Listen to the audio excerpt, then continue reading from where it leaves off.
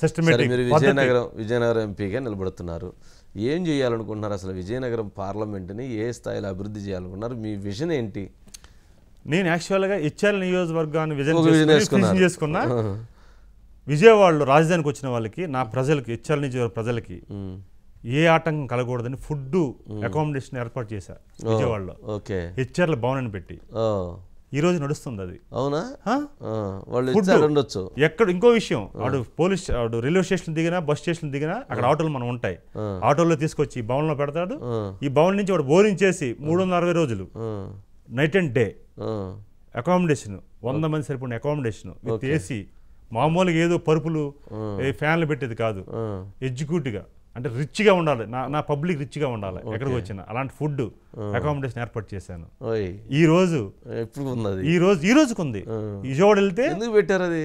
నాకు ఇష్టం సార్. నన్ను ప్రేమించి గౌరవించి ఇంత స్థాయి తీసుకొచ్చిన తెలుగుదేశం పార్టీ, నా ప్రజలు. ఈరోజు ప్రజల సపోర్టే కదా సార్. ఒక ఎంపీని చేశారంటే, అభ్యర్థిగా నన్ను గుర్తించి పార్టీ ఇచ్చిందంటే, అక్కడున్న ప్రజలు ఎంత ప్రేమగా నన్ను ఓట్ చేయకపోతే. ప్రజాబలం సార్, ఇది ప్రజాబలం. ఆ ప్రజలు నన్ను ప్రేమిస్తున్నప్పుడు ఆ ప్రజలు నేను గౌరవించాలి సార్, ప్రేమించాలి. అట్లా పెట్టినప్పుడు చూడండి, అక్కడ పెట్టింది ఇచ్చేళ్ళ భవన్ పెట్టిన తెలుగుదేశం కార్యకర్తలకు, నాయకులకు కాదు సార్, అది ప్రజలకి. అంటే ఎవరైనా ఏ పార్టీలోనే వచ్చి వెళ్ళొచ్చు. ఈ రోజు విజయనగరం అభివృద్ధి అంటారు. ఎస్, ఈ రోజు అక్కడ అమరావతిలో విజయనగరం పార్లమెంట్ పబ్లిక్ ఒక భవనాన్ని ఏర్పాటు చేశా, ఆల్రెడీ డిజైన్ చేశా. ఈ రోజు ఓపెనింగ్ అవుతుంది ఢిల్లీలో. ఓపెన్ అవుతుంది. నా మిత్రుడు చెప్పాను, అక్కడ అపార్ట్మెంట్ తీసుకున్నా. నా పార్లమెంట్ ప్రజలు ఎవరు వచ్చినా సరే, ఢిల్లీ మన రాజధానిలో ఇన్ని రోజులైనా ఫుడ్ అకామిడేషన్, ఫుడ్ అండ్ పెట్టేస్తున్నాం. ఈ రోజు ఓపెన్ అయిపోతుంది.